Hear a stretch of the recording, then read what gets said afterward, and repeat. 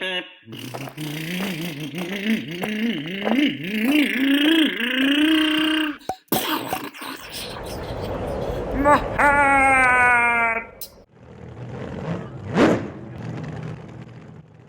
right, let's just say you're looking for a chassis to work on and tinker with, or you're new to the hobby and you're thinking, oh, maybe I should get a chassis, and then, get whatever body you want.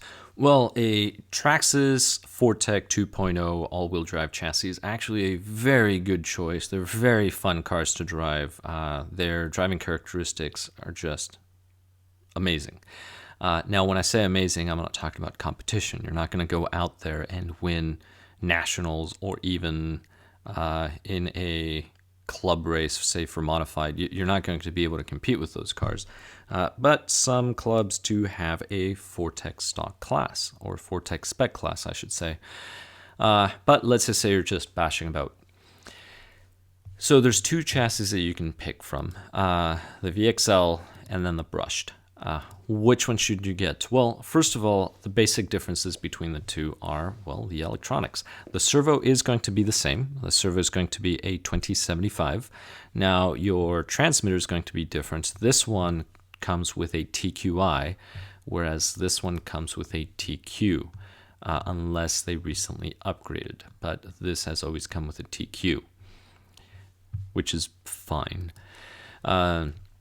Now, if you're planning on doing speed runs, chances are you're probably going to be using a different transmitter because of the range. So that's something to consider. So for the purposes of this, I'm going to ignore the transmitter and assume that you're probably going to be getting a better transmitter later on. Futaba, Airtronics, whatever the case may be. But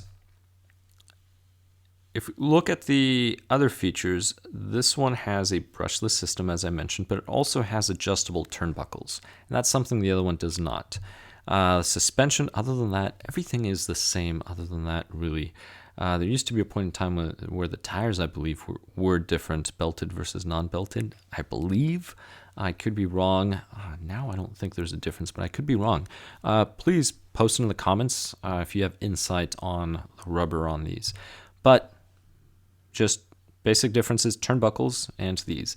But I'll be honest, these fixed links are good enough. You don't really have to worry about it. Unless you're planning on tuning, then turnbuckles may be important to you. But if we look at the main difference, this one's $240, this one's $400. So you have a $160 difference between the two chassis. Now, is the other one worth the $160? Well, there's one way to look at it. If you wanted a fast car, right? Because this one out of the box will do about 24 miles per hour.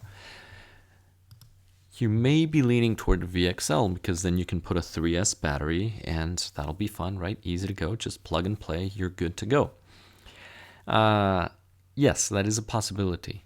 But for that 160, you can get a Hobbywig Easy Run with a 3660 series motor. So that's a 36 in diameter, 60 in length, versus this would be 36 approximately and 55. So you get a longer motor, which means longer magnets as well. And it's a 4000 kV capable of 3S versus 3500 capable of 3S.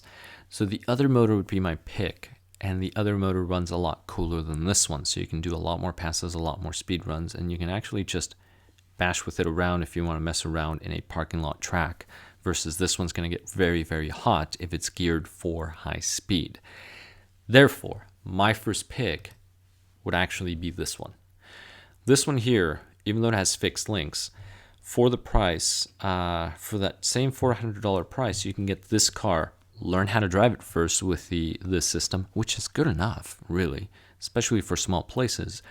And then you could use the 160 to upgrade to that Hobbywig system that I mentioned, which is a system that I've used to do speed runs with this 2.0. And I also put it on a 3.0 Corvette, and it does wonders. Runs cool, incredibly fast, this is my first pick based on the price. And like I said, transmitter, you probably have another one. If not, it's going to be good enough. The range on both of these transmitters, not the best in the world, but they're good enough to just get you started and get you going. So again, first pick, this chassis, basic brushed. Second pick would be the VXL. Thank you very much for watching. Please comment below, what are your opinions, what are your experiences, which one of the two you would get. Now again, of these two, yes, there are other touring cars that would outperform. That wasn't the point of this video. But what are your opinions on these? And please subscribe if you have not. I'll catch you in the next one. Oh, my hair! My arm! My rod!